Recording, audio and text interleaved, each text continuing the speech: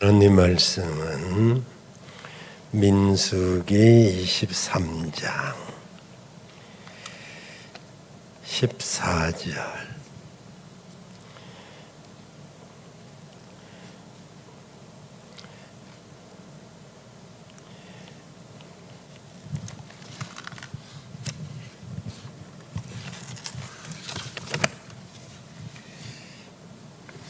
민수기 23장 19절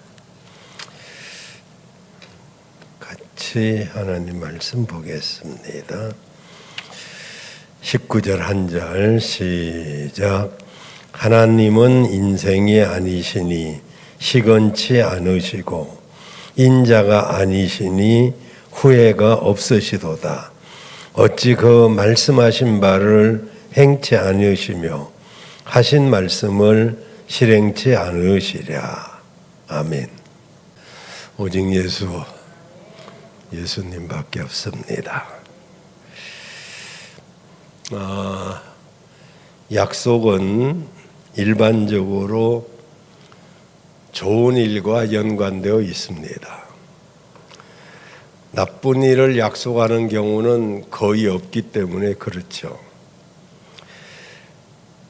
교도소에서 나중에 탈옥하면 함께 한판 하자, 그런 약속은 악한 약속이겠죠.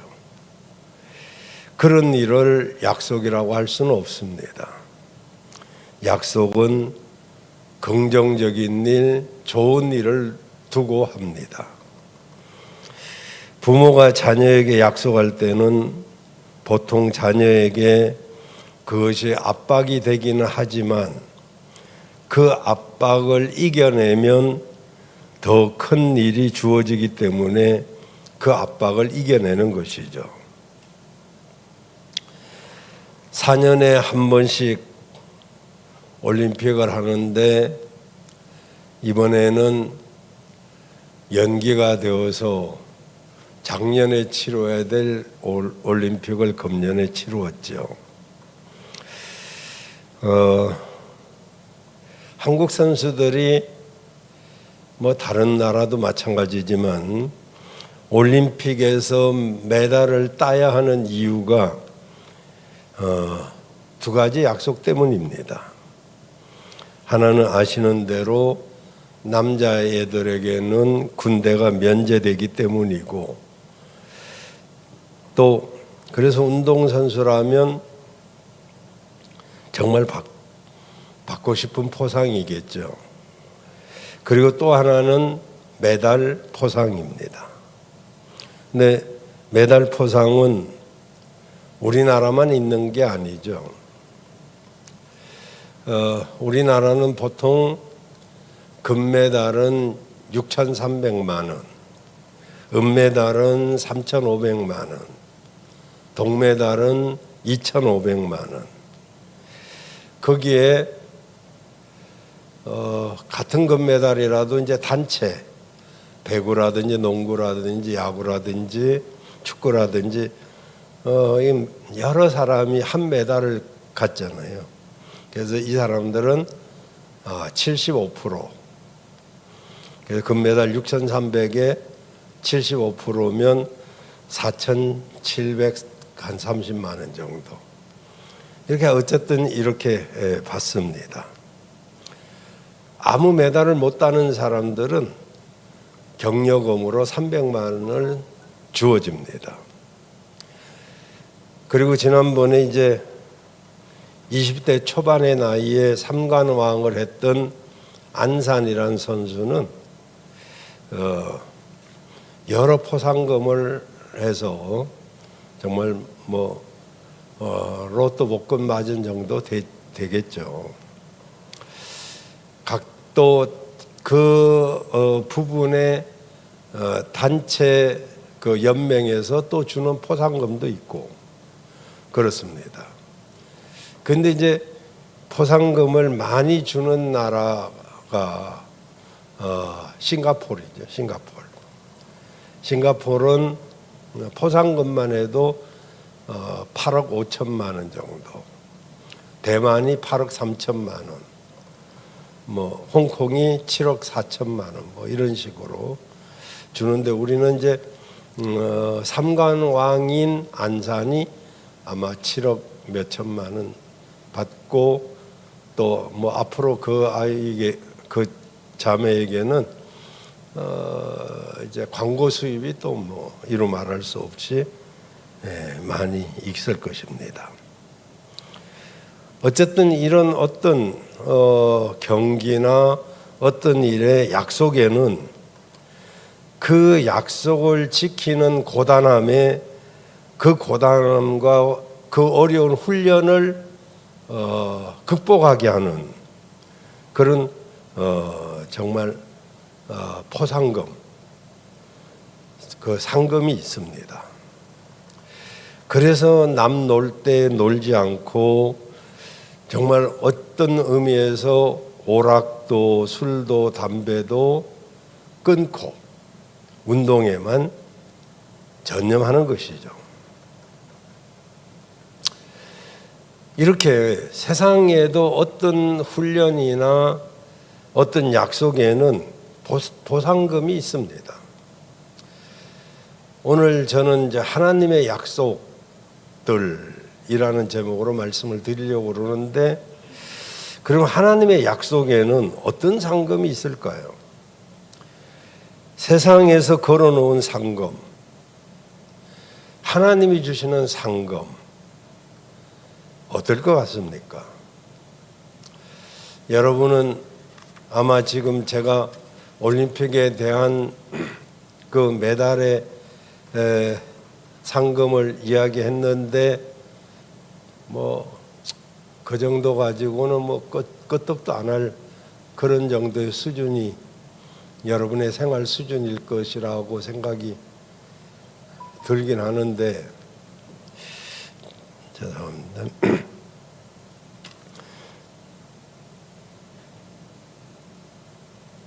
핸드폰도 이게 예배드릴 땐 죽여놔야 돼.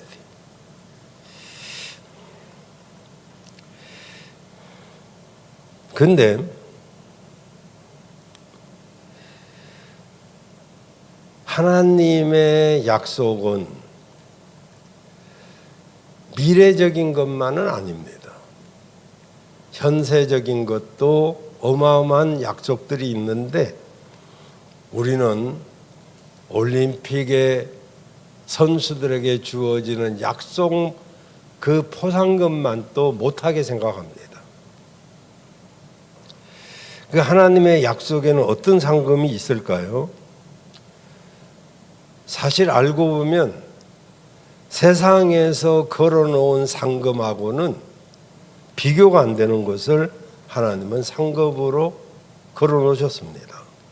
근데 하나님의 약속에는 그 약속을 지킬 때만 주는 미래적인 것만이 아닌 특징도 가지고 있다고 말씀드렸죠. 그럼 하나님의 약속에는 어떤 특징이 있을까요? 그것은 두 가지 특징이 있는데, 하나는 확실하다는 겁니다. 약속이 중요한 것은 그 약속이 확실해야 되죠. 세상에서는 이런 나라와 나라 약속도 뭐 그렇긴 합니다만은 약속을 해놓고 지키지 않는 경우도 많이 있습니다. 개인적인 약속은 더 많죠. 언제 그랬냐? 그때는 어쩔 수 없어서 그랬다. 등등 약속을 깨면서 여러 가지로 변명하고, 그리고 그 약속이 잘 지켜지지 않아서 정말 금전 거래나 어떤 것을 하면 변호사가 있는 곳에 가서 공정까지 서야만 이렇게 마음을 놓는 경우도 많이 있습니다. 우리가 각서를 쓰기도 하고 또는 차용증을 쓰기도 하지만 실제로는 그게 그렇게 효과가 있겠습니까? 안 주려고 하는 사람한테는 그것을 받아내기 위해서는 또 많은 수고도 해야 되고 법적으로 또 싸워야 되고, 그렇기 때문에 사람이 그 약속을 지키지 아니하면 참 여러 가지로 어렵습니다. 근데 하나님의 약속에는 공정도 필요 없어요. 하나님은 거짓말 하시는 분이 아니기 때문입니다. 오늘 본문 보시면 민수기 23장 19절 보면 하나님은 사람이 아니죠. 인생이 아니죠. 그래서 시건치 않으셔요. 약속을 먹어치우지 않아요. 거짓말을 하지 아니하시고 인생이 아니시기 때문에 한 약속을 후회하는 법도 없어요. 그리고 어찌 그 말씀하신 바를 행치 않으시며 하신 말씀을 실행치 않겠느냐라고 말씀하고 계세요. 그래서 하나님의 약속은 우리에게 힘이 되고, 그 하나님의 약속을 바라보고 우리는 이 세상에서도 승리하며 살아갈 수가 있는 것입니다. 또 하나는 하나님의 약속은요, 확실하다고 말씀드렸어요. 하나님의 약속의 특징이 또 하나는 불변적입니다. 불변하다. 이 말은 확실하다는 그 뜻이 내포되어 있으면서 그 약속은 결코 변하지 않는다는 뜻입니다. 약속이 변한다는 것은 무엇 때문입니까? 약속을 지킬 능력이 없는 것이 제일 큰 이유고, 또 하나는 약속을 변질시킬 만한 일들이 자꾸 생기기 때문입니다. 보통 그러잖아요. 돈이 거짓말하지 뭐 사람이 거짓말하냐고. 돈을 핑계댑니다. 어쨌든 사람끼리 어떤 돈을 주고 받았든지 그래가지고 이렇게 약속이 이게 못 지킬 만한 어떤 일들이 여러 가지로 생길 수 있어요. 그래서 사람끼리 약속은 바뀌고 또 변하고 그런 것이죠. 우리가 인생 사는 가운데서 가장 큰 약속이라고 한다면 일반적으로 아마 아파트 매매 계약이 아닐까 생각이 됩니다. 물론 뭐 사업하시는 분들은 더 큰 그런 거래도 있겠습니다만은 보통 우리들이 삶에 살 때,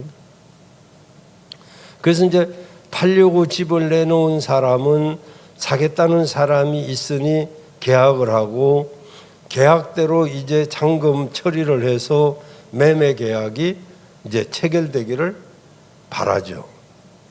근데 계약을 했는데 그 잔금 처리 기간 동안에 집값이 요즘처럼 미친 집값이 돼버리면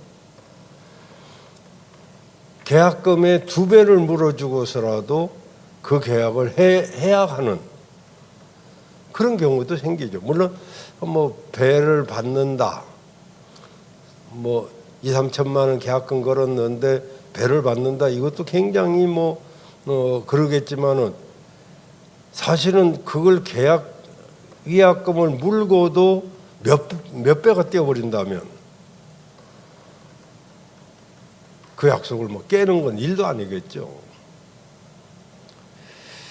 그래서 이제 우리 동구는 참 그러지만은 올르도 안 하고 그렇습니다만은 그래도 또 오른 데는 또 많이 올랐어요. 도안동 저런 데 보면 몇 억 아니었는데 10억이 넘는다 이래서 하니까 우리는 남의 이야기 같기도 하고 그렇습니다만은, 이렇게 이제 사람 사이에는 이 세상에서는 자기 이익을 따라서 얼마든지 약속이 취소되고 계약이 취소되기도 합니다. 그래서 이제 사람과 사람 사이에는 이해타산에 따라서 약속이 이렇게 말하자면 안 지켜지죠. 그러나 하나님과의 약속은 절대로 변하는 일이 없습니다. 당연히 사람은 변하지만은 하나님의 약속은 변하지 않아요. 그것을 우리가 하나님과 가장 큰 언약인 구원, 영생, 천국 이런 것과 관련해서 설명하면 하나님께서 구원하시기로 약속하셨으면 절대로 그 약속을 깨지 않습니다. 끝까지 그 약속을 지키시죠. 그것은 우리가 아브라함을 통해서 봐도 확실합니다.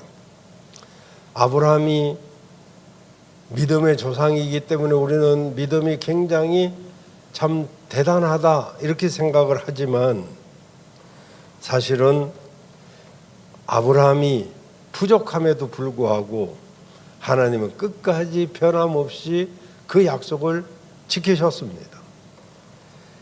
하나님께서 우리에게 약속하신 것은 어떤 일이 있어도 변치 않는 줄로 믿으시길 바랍니다. 이런 특성 때문에 하나님의 약속을 받은 우리는 어떻게 해야 되냐면은 첫째로 하나님의 약속은 우리가 믿어야 될 일입니다. 믿음하면 떠오르는 인물이 아브라함이죠. 왜냐하면 아브라함은 믿음으로 행해가지고 하나님께 인정을 받았기 때문에. 아브라함의 믿음은 크게 둘로 나누어지는데 하나는 하나님을 제대로 몰랐을 때 그 하나님께서 가라고 하신 곳에 그곳이 갈 바가 어딘지 알지 못하지만 그는 믿음으로 그 말씀을 순종합니다. 우상 단지 안에 있었던 그 본토 친척 아비 집을 떠나서 하나님이 지시한 하나님의 집으로 그는 발걸음을 옮깁니다. 아직 하나님에 대해서 잘 모를 때입니다. 그리고 또 하나는 하나님을 온전히 알고 난 뒤에 독자 이삭을 제물로 드리라고 했을 때 아브라함은 믿음으로 독자 이삭을 드립니다. 이 부분을 히브리서 11장 8절에 보면 믿음으로 아브라함은 부르심을 받았을 때 순종하여 장래의 유업으로 받을 땅에 나아갈새 갈 바를 알지 못하고 나아갔으며 그러죠. 이 아브라함의 말씀 순종의 믿음을 우리가 볼 수 있죠. 그리고 17절에는 히브리서 11장 17절에는 아브라함은 시험 받을 때 믿음으로 이삭을 드렸으니 저는 약속을 받은 자로 돼 그 독생자를 드렸느니라. 이삭이 약속을 받은 아들 아닙니까? 이스마엘이 약속의 자식이 아니라서 약속의 자녀를 기다리지 않았습니까? 그 약속의 자녀인데 번제로 드리라니 그게 이해도 안 되죠. 이해가. 그러지만은 아브라함은 하나님의 말씀이고 하나님의 약속이기 때문에 없는 가운데서도 주신 분이 뭔가 방법이 있겠지 하고 부활의 신앙을 가지고 이제 이삭을 드립니다. 이런 아브라함의 믿음을 강조한 데는 변함없는 하나님의 약속에 대한 신뢰가 아브라함에게 있었기 때문이죠. 아브라함이 이후에 독자 이삭을 드릴 만큼 믿음의 완전함을 보인 것은 아브라함의 믿음이 흔들리고 불신앙적인 모습을 보일 때도 하나님은 당신의 약속을 끝까지 지켰기 때문에 야, 하나님의 약속은 틀림이 없구나. 이걸 믿었기 때문에 그는 어떤 형편에서든지 흔들리지 않는 믿음으로 성장할 수가 있었던 것이죠. 그래서 약속은요, 중요하고 귀한 것입니다. 그런데 이 약속은 누구에게나 복이 되는 것은 아닙니다. 오직 이 약속을 믿는 자에게만 복이 되는 것입니다. 하나님의 약속은 하나하나가 다 믿음의 대상인 것이죠. 그 약속을 믿는 자에게만 주어지기 때문에 그래요. 갈렙은 늦은 나이 85세에 헤브론 산지를 달라고 합니다. 그 땅은 이스라엘이 가나안에 들어와서 아직 정복하지 못한 땅입니다. 너무도 거기에는 강한 자들이, 아낙 자손들이 차지하고 있기 때문에 어떤 지파도 그 땅을 정복할 생각도 못하고 있었습니다. 다들 편안하게 신앙생활을 하려고 하고 편안하게 살려고 하고 또 그럴 나이도 됐죠. 85세면. 근데 갈렙은 그 땅을 달라고 그럽니다. 뭐 땅 욕심이 있어서 그런가요? 그게 아니고 예전에 아주 옛날에 12명의 정탐꾼들에 뽑혀서 그 땅을 정탐할 때 하나님께서 네가 밟는 이 땅을 너와 내 자손의 기업이 되게 해줄게 하는 그 약속, 오래전에 받았던, 젊을 때 받았던 그 약속을 그는 잊지 않았기 때문입니다. 그리고 갈렙은 누구도 정복하기를 꺼려하던 그 땅을 85세인데도 믿음으로 그 땅을 정복합니다. 이렇게 하나님의 약속을 믿는 자에게 약속이 이루어지는 것입니다. 하나님은 약속의 하나님이십니다. 갈라디아서 3장 22절에 이렇게 말씀하고 있습니다. 성경이 모든 것을 제 아래 가두었으니 이는 예수 그리스도를 믿음으로 말미암는 약속을 믿는 자에게 주려 함이니라. 약속을 믿는 자들에게 주려 함이니라. 여러분, 성경이 모든 것을 죄 아래 가두었다고 그러잖아요. 이 말씀은 모든 것은 아담의 타락으로 모든 것이 죄 아래 있게 되었다 이런 말이죠. 성경을 율법으로 바꾸면 이해가 되는데 율법이 가진 기능은 사실 모든 사람을 죄 아래 가두는 것입니다. 율법 아래 모든 사람은 다 죄인이기 때문에 그 법 안에서는 다 갇혀버립니다.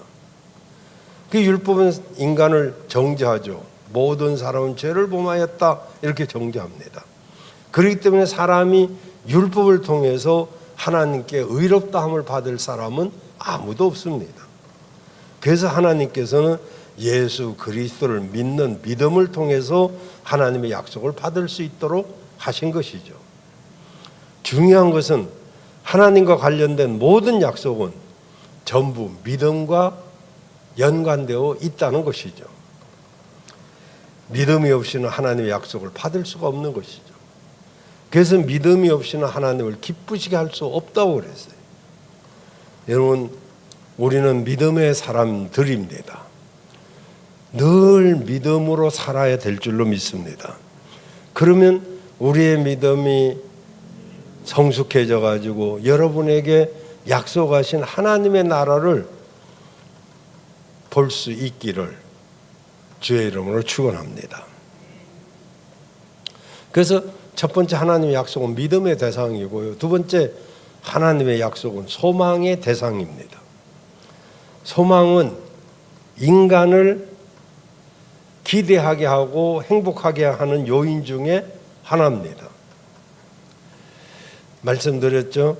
사람이 밥을 먹지 않고 살면 물을 먹거나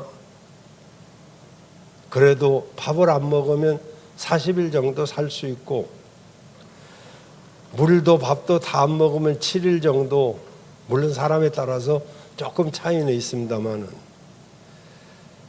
그렇게 살 수 있고 숨 안 쉬면 3분에서 5분 정도 살 수 있고 그러지만 소망이 없이는 1분도 살 수가 없어요. 그래서 사람은 소망을 가질 때 행복한 것이죠. 그래서 연말이 되면 사람마다 새해 바라는 것들을 이야기하는데 거의가 뭐 건강하고 자식 잘 되고 뭐 그런 거죠. 뭐 이제 그것도 다 소망을 말하는 것이죠.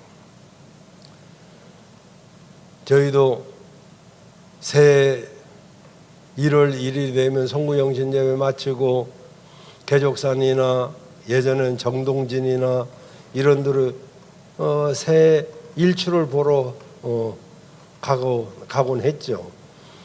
물론 거기는 많은 사람들이 모여 있고, 그리고 그런 사람들은 다 해가 떠오를 때 뭐 양손을 모으고 빕니다. 뭐 가정이 평안하고 새끼가 잘 되고 건강하기를 그렇게 뭐 빌죠.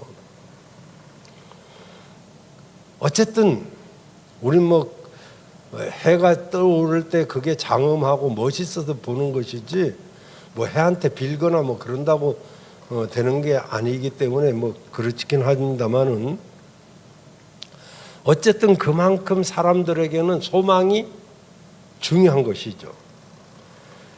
지금 하는 일이 안 되고 어려울 때면 소망이 있으면 그것을 참고 견딜 수가 있지만, 소망이 없으면 살고 싶은 마음도 사라질 수 있죠. 소망이 있으면 어쨌든, 그래서 안 믿는 사람은 쏘가서 사는 거죠. 이제 오늘 안 되면 내일 되겠지. 어떤 사람, 제가 그런 글을 썼어요. 누군가 자고 나면 내일이 온다고 해서 일찍 잠자리에 들었다. 깨고 보니까 내일은 온데간데 없고 오늘만 있다. 내일이란 말처럼 설레이고 기대가 되는 말이 어디 있겠습니까? 그러나 오늘을 그럭저럭 보낸 사람은 내일도 오늘과 다를 게 없어요. 언제나 오늘의 최선을 다해야 내일도 있는 것이지, 자고 일어나면 내일이 온다기에 일찌감치 잠자리에 들어서 깨고 보니까 내일은 온데간데 없고 오늘만 있네.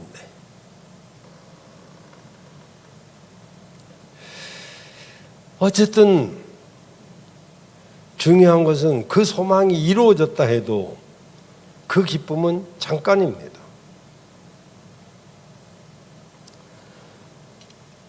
자식을 낳아서 얼마나 기쁜 사람들도 많죠. 저나 집사람은 우리 아버님이 하도 아들을 바래서, 또 저도 그렇게 바랬고, 딱 낳았는데 여자애라서 집사람은 고생 많이 했죠. 그러지만 나도 이제 좀 너그러운 척을 하니라고 수고했다, 고생했네 뭐 이렇게 했지만, 둘째 놓으니까 내가 그래서 둘째한테 미안해해요. 항상 우리 어머니도 그냥 드러눠 뿌리고 나도 뭐 별로 그렇고, 그 셋째는 친정에 가가지고 딸로 안 오려고 본인도 갔는데, 딸 둘을 놓고 어떻게 아들을 낳으니까 그날 택시를 대절해갖고 데리고 와버렸어요. 그래서 이래저래 몸조리는 못했어요. 보세요. 아이 하나 낳으면 그렇게 즐겁고, 그 아이가 자라나면 뭐가 될까 기대도 되는데, 좋은 대학만 들어가도 좋겠다. 대학 들어가면, 대학 들어간 기쁨도 잠깐입니다. 취업의 고난이 기다리고 있기 때문에, 좋은 회사에 입사를 해도 그 기쁨은 잠깐입니다. 여러분, 좋은 회사에 들어갔다고 엄청난 것이 기다리고 있나요? 대기업에 가면 뭐 괜찮은가요? 대기업에 입사해가지고 15년 근무하고 49세 정도면 퇴사해야 됩니다. 그 이 땅에 사는 동안 사람은 평생 걱정하고 사는 거죠. 딸내미도 낳아가지고 키워서 결혼하면 될 줄 알았더니 결혼하고 나서도 또 애를 낳는지 안 낳는지, 애를 낳아도 걱정이고 안 낳아도 걱정이고, 손자 손녀가 태어나면 엄청 좋긴 한데 그것도 뭐 할머니 뭐 따르고 그러다가 조금 있어봐요.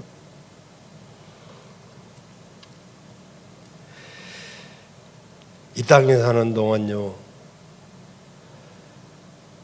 참 소망이 어디 있습니까? 그러나 하나님의 약속을 붙잡는 소망은 다릅니다. 잠깐이 아닌 영원한 나라까지 이어지는 소망, 그 진정한 소망. 이 소망을 갖게 되면 이 땅에 사는 동안은 늘 감사하고 그리고 늘 기쁘고, 현실이 기뻐서가 아니죠. 제가 주일날 말씀 드리려고 했는데 주일날 또 하려고는 하는데 생각이 나서 주일날 해도 이해를 하시길 바래요. 요것만 하려고 그래요. 여러분이 요 손가락을 한번 딱 이렇게 쳐다보세요. 손가락 올려갖고 이렇게 한번 쳐다봐요. 우측으로 좌측으로 손가락을 따라서 움직여봐요.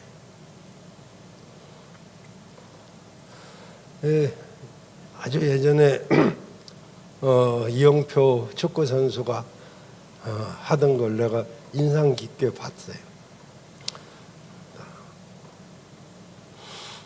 이게 현실이 현실. 현실은 우리를 기쁘게도 했다가 슬프게도 했다가 현실 따라서 이렇게 돌고 돌면 사람이 어지러워요. 근데 이 사람들 하래도 안 하네.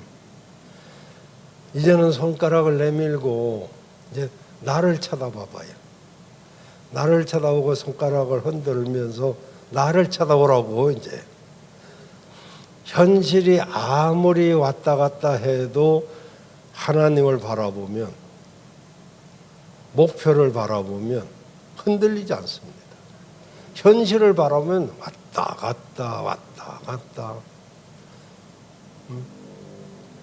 요것만 주일날 한번 해보려고 했었는데 어떻게 갑자기 저녁에 또 생각이 나가지고. 그래요. 이 세상의 소망이나 이 세상 현실은요, 그것만 바라보면 우리가 좋았다 싫었다 울그락 불그락. 근데 목표를 바라보면 현실이 아무리 그래도 움직여도 나는 그 목표를 따라서 갈 수가 있어요. 하나님은 어느 날 나이 많고 아이도 없고 가진 것도 없고 비전도 없는 그런 영감한테 나타나서, 야, 땅도 주고 아이도 주고 그래서 너를 큰 민족을 이루게 하겠다, 그런 소망을 갖게 했어요. 그리고 하나님은 그 약속을 소망 삼고 현실을 보지 아니하고 하나님을 보고 믿음으로 나갔던 그 할아버지 아브라함, 75세에 부름 받았어요. 100세 아들 낳았으니 할아버지 아닙니까? 여기 100세 된 사람 누가 있어요? 말씀드렸잖아요. 나이는 먹고 애는 없고 가진 것도 없고 비전도 없고 그런 아브라함에게 하나님께서 야, 땅도 줄게, 너 밟는 땅, 아이도 줄게, 모래만치 별처럼. 말도 아니잖아요. 이 소망은 아브라함에게 개인적으로 주어졌지만은 수백 년이 지난 뒤에 미디안 광야에서 장인의 양을 치던 모세에게도 그와 같은 약속이 주어집니다. 80살 노인입니다. 모세도. 다 너희 늙은이들에게 뭘 줍니까? 환상을 준다고 그랬잖아요. 꿈을 준다고 그랬잖아요. 사실 누가 늙은입니까? 꿈이 없고 옛날만 붙들고 사는 사람이 늙은이지, 실제로 꿈을 가지고 앞날을 바라보면서 사는 사람은 뭐 아무래도 뭐 나이에 지장은 받겠지만은 어쨌든 그래서 아브라함을 통해서 모세를 통해서 하나님이 소망을 갖게 하시고 결국은 여호수아를 통하여 그 꿈이 다 이루어지게 됩니다. 여호수아서 21장 43절에 보면 여호수아서 21장 43절 보면 여호와께서 이스라엘 열조 조상들에게 약속하셨던 주마하신 그 온 땅을 이와 같이 이스라엘에게 다 주셨으므로 그들이 그것을 얻어서 거기 거하게 되었다, 이렇게 말씀하고 있어요. 그러니까 아브라함과 모세에게 약속했던 거, 그것을 다 그들이 그 약속이 이루어졌다는 거잖아요. 그래서 가나안은 아브라함에게 약속한 땅이었고 아브라함이 소망했던 땅이에요. 그리고 그 소망은 아브라함에게 온전하게 이루어졌습니다. 그런데 하나님은 그 땅을 아브라함의 개인의 소망으로 멈추지 아니하고 그 땅을 민족의 소망이 되게 하시고, 그리고 결국 하나님은 당신의 약속을 소망하는 모든 백성들에게 이루어지게 하셨어요. 그래서 갈라디아서 3 죄송합니다. 또 생각이 안 나요. 3장 14절 갈라디아에서 있어요. 하여튼 없는 말씀하는 건 아니고요. 이 모든 약속이 아브라함에게 이르게 하였으니 아브라함의 복이 이방인에게 이르게 했다는, 그 이방인을 저는 제 이름으로 항상 읽긴 하는데요. 지금 성경 구절이 잘 생각이 안 나네요. 이방인에게 미친다는 게 미친 게 아니고 이르게 하셨다. 그래서 아브라함의 복이 우리에게 그 약속을 믿는 우리에게도 이루어지게 하셨다 이거죠. 그래서 제가 아브라함의 복을 여러분이 받으시라고 늘 말씀했는데 이 성경 구절이 오락가락 해버려가지고 믿음으로 말미암은 자는 믿음이 있는 아브라함과 함께 복을 받는다. 그게 이제 쭉 나와요. 그 14절쯤에도 아브라함, 그렇죠. 14절. 아브라함의 복이 아브라함의 복이 성실한에게 이르게 하고 또 성실한이로 하여금 믿음으로 말미암아 성령의 약속을 받게 하려 함이니라. 아브라함보다 우리가 더 복된 게 뭐냐면은 아브라함의 복은 5대 복이라고 말씀드렸잖아요. 개인이 잘 되는 복. 근데 안 믿어도 개인은 잘 돼요. 그런 사람이 있어요. 가문이 잘 되는 복. 가정이 잘 되는 복. 그래서 개인의 복, 가정의 복, 가문의 복. 가문의 복은 아이의 복이잖아요. 3대 이상 잘 되는 집. 그 다음에 민족의 복, 열방의 복. 이게 아브라함의 복이에요. 그런데 우리는 이 아브라함의 복이 성실한에게 이르게 하고 또 성실한이로 하여금 믿음으로 말미암아 아브라함 복 플러스 성령의 약속까지 받게 하는, 그래서 아브라함의 복 플러스 성령의 약속까지 받는, 이게 이제 우리가 아브라함보다 더 복된 약속을 받는 것이죠. 여러분,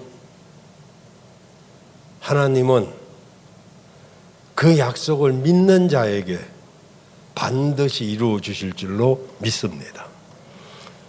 우리는 이 땅에 살면서